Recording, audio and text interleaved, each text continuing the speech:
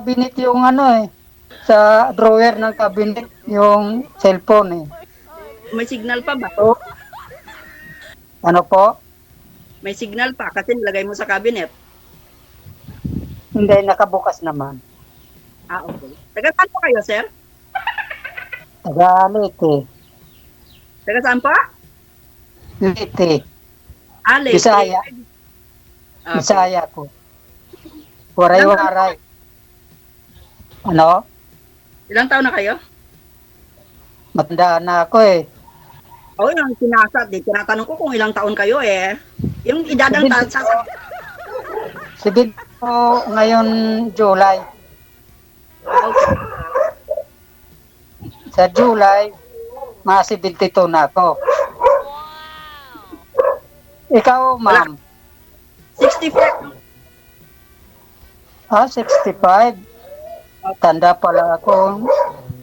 Naman. Bale, ano, 7 taon. 7 taon. Nasaan na po asawa niyo? Wala pa. Andun sa magulang niya eh. Mahirap kasi yung kwento dito, yung buhay ng pagsasama namin eh. Kasi maliliit pa lang yung anak ko.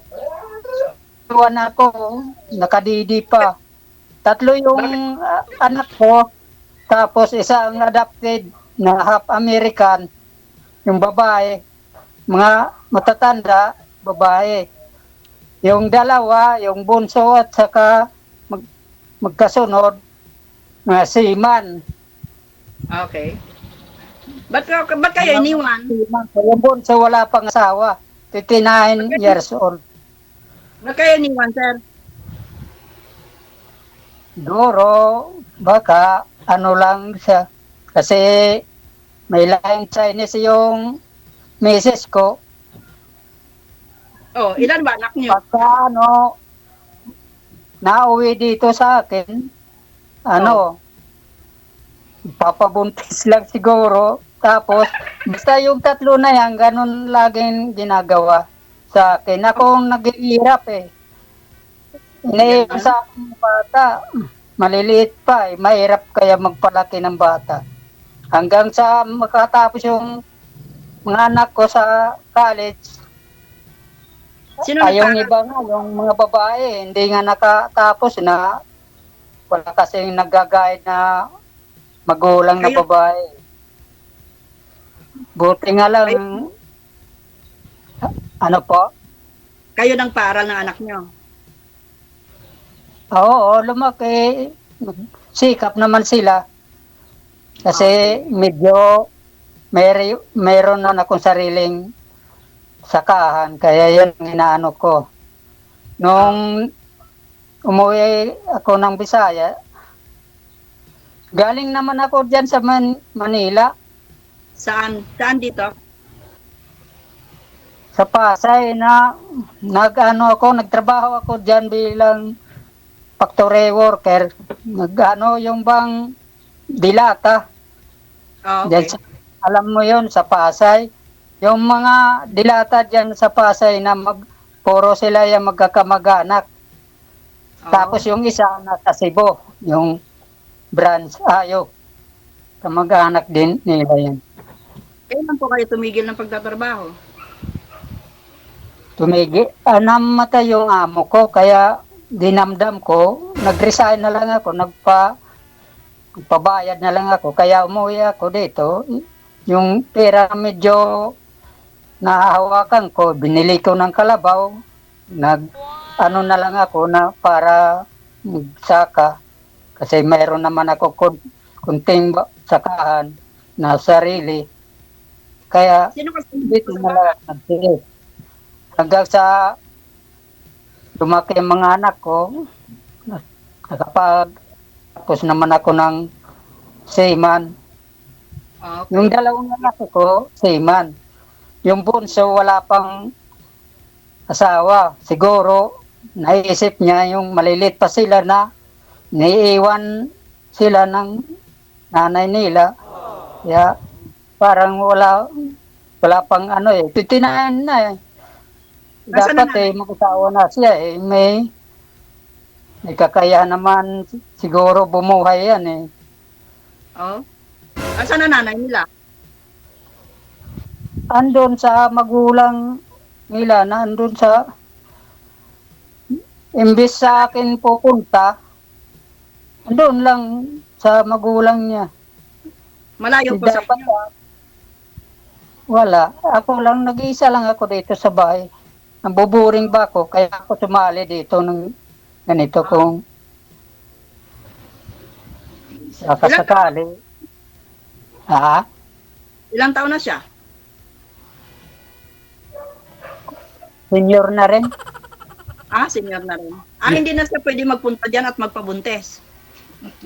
Hindi na, kaya daw na lang siguro sa magulang niya.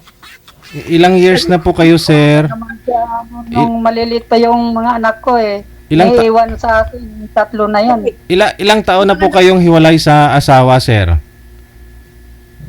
Matagal-tagal na rin dito, nagsusulo lang ako sa bahay. Bali, nung dito po kayo sa Maynila, nung nagtatrabaho po kayo dito, binata pa lang po kayo noon, that time. Tapos umuwi po kayo, saka po kayo nag-asawa. Okay. Diyan din kami nagsama sa Manila, tapos umuwi kami dito. Okay. Inuwi ko na lang. Aha. Kasi umalis naman ako sa dahil patay na yung amo kong Opo. Chinese. Aha. Nung nagsama na po kayo dyan, ilan pa lang po anak ninyo?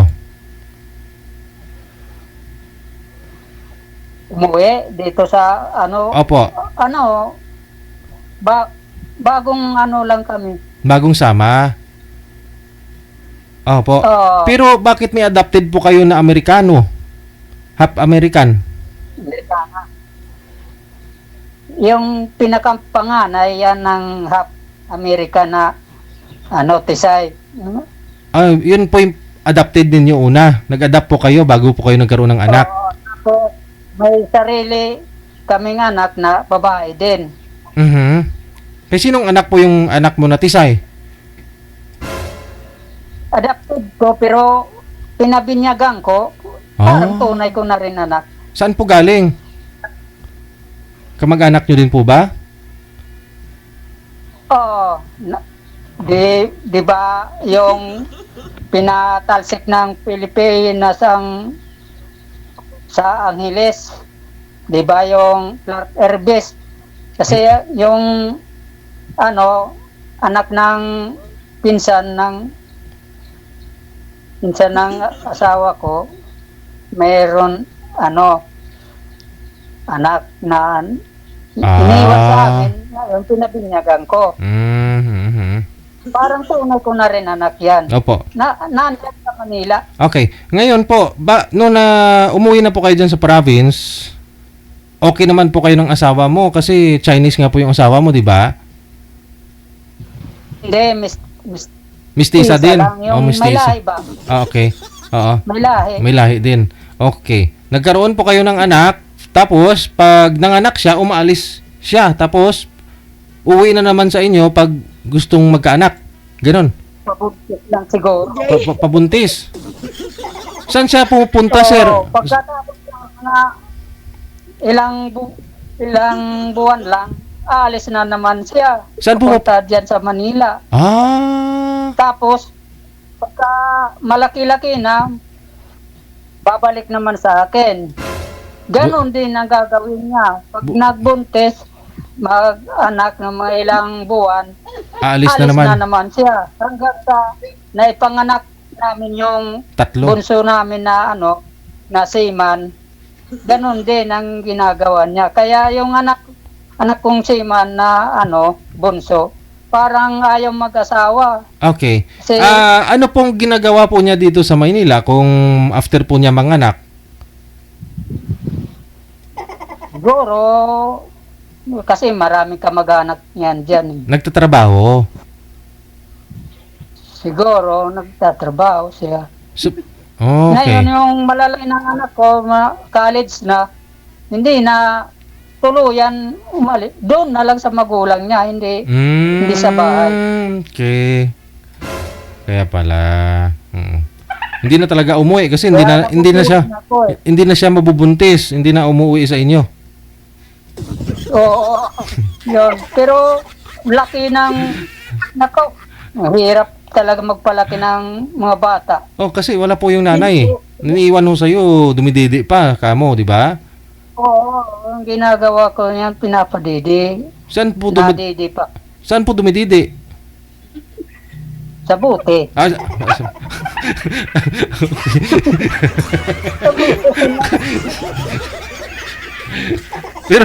pero nung nasa Maynila po yung nanay nila, nagpapadala naman po yung nanay sa inyo, dyan sa province. Siguro doon sa anak ko, mga anak ko. Ah. Ano, joke. Sige ka na, ma'am. Sir. Opo. Parang ikaw yung inanakan kung ganun, no? Ikaw yung inaanakan ng asawa mo. After niya. Binabalik-balikan. Game naman si Sir kasi inuwian na para magpabuntes. Oo. Oh. Di ba? Eh, Game siyempre, naman. hindi ko rin mapigilan. Eh, siyempre, galing Manila, medyo mabango. Kaya, kahit anong hirap ko, na parang walang, O puti, no? Kali Manila eh. Oh. Kaya po kahit masama loob mo, pero pag andyan na ho siya, nakikita mo na, oh, mabango eh, puti eh. galit ko at saka Oo. lungkot. Nawala.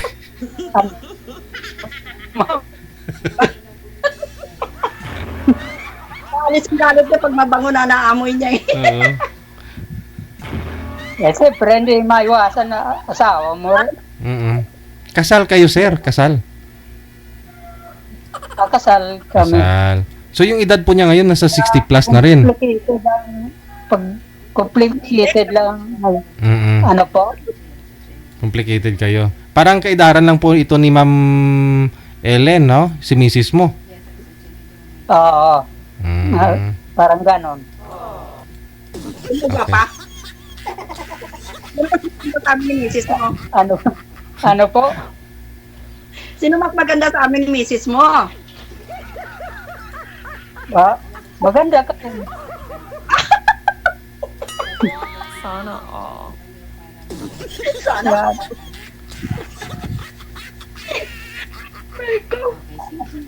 Ma'am, saan ka ba sa Laguna? Saan ba yun? Kalamba po. Kalamba? Yes po. Pero tubong Iloilo po ako. Bisaya rin ang lahi mo. Ilongga po ako. Ilongga ka pala. Ako, yung mga kasamahan ko, nasa... Pwede, sir, shout out ko yung mga kasamahan ko sa ano? Saan? Sa... An. Pwede? Oo po, sir. Sino po yan? Kasama niyo po saan? Si Jocelyn, taga Iloilo, yung asawa niya, PB player. Tsaka si Ma'am Nike sa Cebu City, shout out ko rin. Asawa din niya yung PB player. Ano Tsaka sa City, si Arturo at tsaka si Graciano. Dito naman sa Baguio City, si Engineer Nestor. Hi, Ate Mila dyan sa Aliaga, Nueva Ecija, tsaka sa Pampanga, sa Magalang Pampanga, si Maripe, at tsaka si Emilia. Ang dami mo. Dami? Yung friends, sir, ah. Daming friend. Ay, oo, mga kasamahan ko yan dati sa company. Ay, Dyan matagal. sa Pasay. Ay, matagal na po yun, sir. Ano mga anong year po? Mga... Diyan sa ano, factory ng Dilata sa Pasay, saka sa Parañaque. Halos magkakamag-anak sila niyan. Ano po yan, sir? Ilang taon na po kayong umuwi dyan? Galing po dito sa company ninyo? Ano, 31 yata. 31. 32 ba? 32 years na? Tagal. Iba kayo mga binabati ho ninyo eh. Baka hindi nanonood yun dito. Patay na.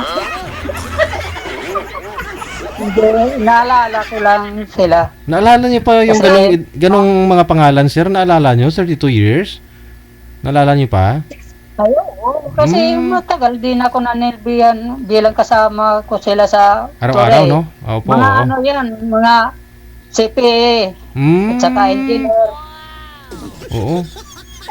Kakilala ko ba? Kumbaga, matagal din kayo, marami rin kayong pinagsamahan. Ganon, kaya naalala niyo Ay, oo. talaga. Mm. Na ano, mga kaibigan ko. Mm. Okay. Pangitayo ko sa iba. Ano, ma'am? Pangitayo ko sa iba. Bakit naman po, ma'am? Ano pong hanap mo sa isang lalaki? Siyempre, makakasama ko habang buhay. Ayun, si Zero, ito na. Handa naman yata. Ha? Oh, Kaya nga lang kasal ako sa una, kaya medyo napasanay lang ako. Ako widow. Balo ako, ikaw kasal. Ay, walang mangyayari. may mangyayari. Wala namang problema kahit kasal. Kung gusto niyo may mangyari talaga eh. Sa akin kasi akin lang. Ang ganun ba? Wala namang problema yan. No? Wala hindi naman lugi kayo kung magsama kayo eh. Kasi kumpanyo na lang. Oh, kasi hindi naman ako po kayo mabubuntis. No? Real talk ba? Si Sir kasi matagal naman ho itong iniwan ng asawa. Oh.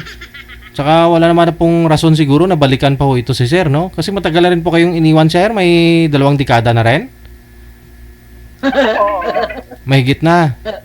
Kasi maliliit pa nga po yung mga anak mo. Ang inaalala ko lang kasi niya, kasi alam mo na yon na ano, nabalik dahil siguro na kasal kami. Kaya, pero wala na kaming ano dyan. Mm. Kailan pa huli kayong nagkita, Sir, ng asawa nyo? Anong year? Di ma, 2019, 2019. 91 niya, Okay. Pero yung mga anak po niyo pag umuwi, pag kunyari, bumaba ng barko, sa inyo po o dumidiretso? oo, kasi may bahay siya. Kaya lang, hindi pa tapos. Bahay po ng mga anak mo. Oo, yung anak kong seaman, yung may malaking bahay niya. Akong nag-asikaso. Kasi may kunti naman kung sakahan. Gusto nga niya hindi na ako pag anuin sa saka kasi may edad na ako Siyempre, Pero libangan. wala akong ibang libangan Manihina ako kung hindi ako Walang trabaho. magtatrabaho sa bukid Correct.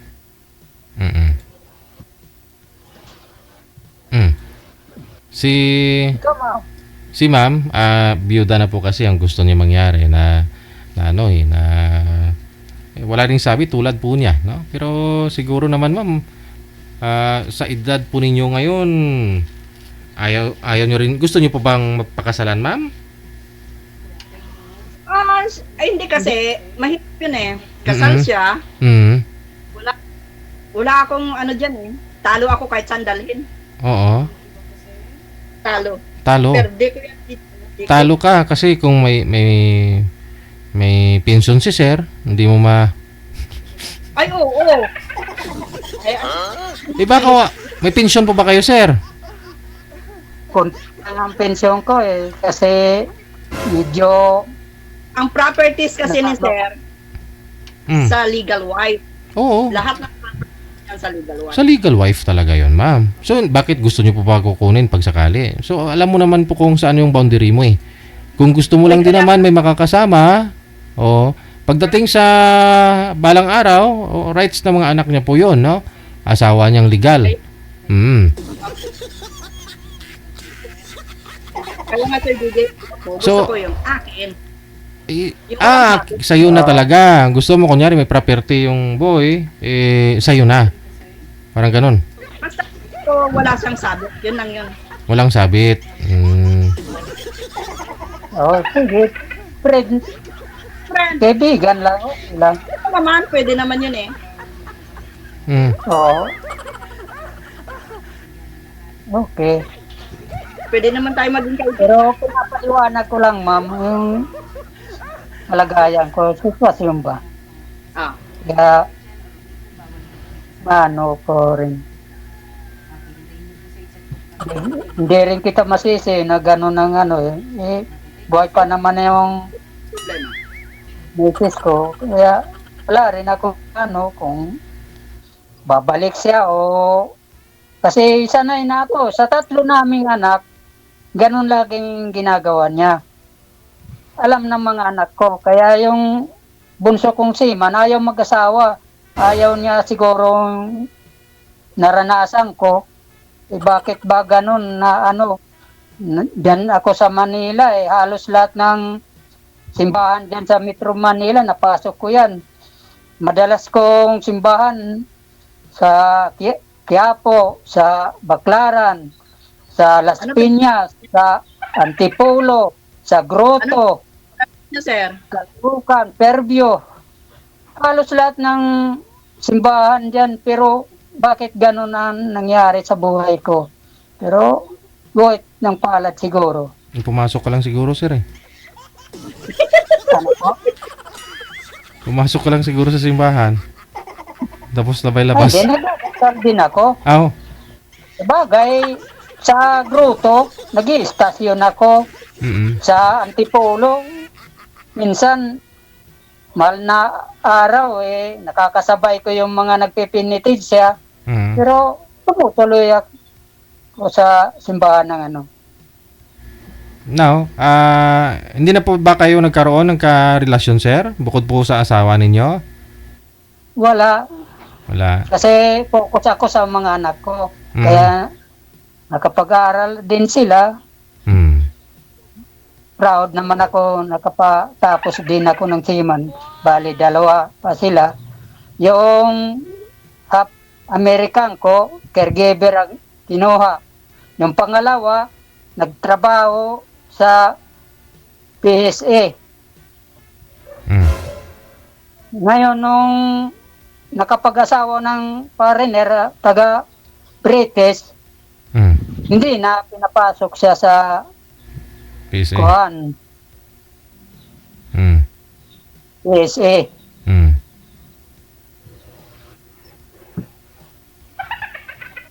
Ikaw, ma'am, ilan ang anak mo? 3 po, pero namatay yung isa, 2 na lang. Isang 3 44, yung, 43. yung sa akin naman, 3 yung tunay ko, isang adopted. Pero tunay ko na rin anak. Ako nagpaki, akong ano, hanggang sa nag-college sila. Kaya lang, nandyan sa Manila, caregiver ang na ano.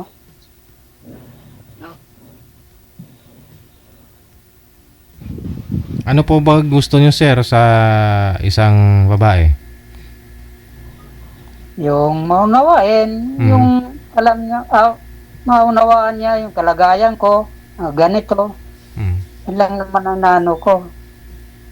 Ay, basta makaunawa lang sa akin. Mm. Okay na ako. At saka yung sanay ba sa hirap? Dahil ako, umuwi ako ng Bisaya, baon ako sa putik. Mm. Medyo ako sa palayan. Pero, okay naman kahit ganito ako.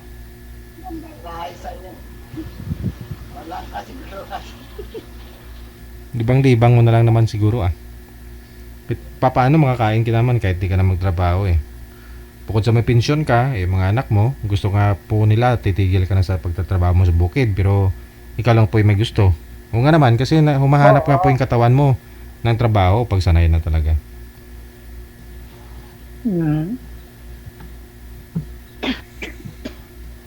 Parang nanahimik si mama. Ang gusto niyo lang po, sir, yung may makakasama ka, ganon, no? Kasi boring ako talaga. Kasi nag-isa lang ako sa bahay. Pagka bumaba yung anak ko sa barko, yun, napasyal dito sa bahay ko. Mm. Malayo po yung bahay nila sa bahay mo ngayon. Oo, malayo. Kaya sinabi ko nga kay ma'am, nagbabike pa ako kasi pumunta ako doon sa akong anak eh. Nagbabike ka pag pumunta ka doon. Oo, yan ang exercise ko eh. Mm. Kasi kung hindi ako magbabike, parang Mahina ka. mahinang katawan ko eh. Mhm. So yun po, no, hanap mo companionship sa edad mo na 72. Bawal na rin ho sa'yo ma-stress. Enjoy na lang. Kay ma'am naman po, 65 po kay ma'am, no? Yes po. 65. Ang gusto niyo po naman, walang sabit. Ayaw mo ng sakit ng ulo. Yes po. Hmm. Kapag-uusap, Okay lang yan, ma'am. Okay lang. Okay lang yan. Nagpasalamat din ako na ikaw din na kausap ko. Inahanap ako ni Mr. Jill kasi yung mga yung manager dyan. Malilibang po kayo sa akin. Chat-chat lang tayo. Video call lang ang ko kasi medyo Pwede naman din.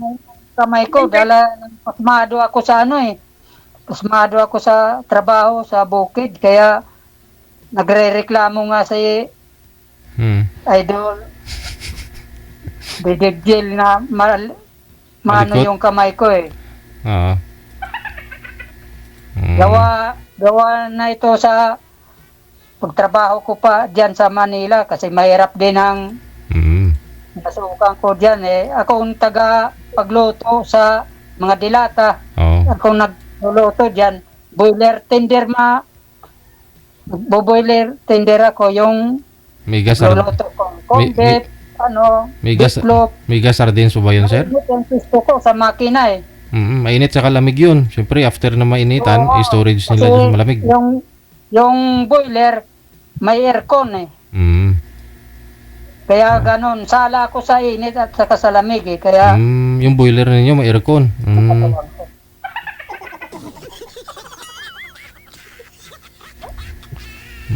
Okay. Ayun naman po siguro, baka mapag-usapan naman po ninyo yan ni ma'am, no? Usap-usap muna kayo. Oo. Kausap lang din naman yung Kasi- gusto nyo para di ka boring. Malay ho ninyo, baka may kapatid ka si Sir Ma'am, no? May kapatid po siya na Malay. malay mo. Kung di man po kayo magkasundo, pwede po kayo magpa-line up after a month, na? Connected na po kayo. Maraming salamat. Oo, sige. Thank you. Bye. Sige. Bye-bye. Ay, sadyang mabait lang talaga si Sir. Pag umuwi yung asawa galing Maynila, siyempre maputi, mabango, buntis. After mabuntis, ilang buwan, babalik na naman, iiwanan naman siya ng asawa. Iwanan naman sa kanya yung anak niya. Lumididi pa sa buti.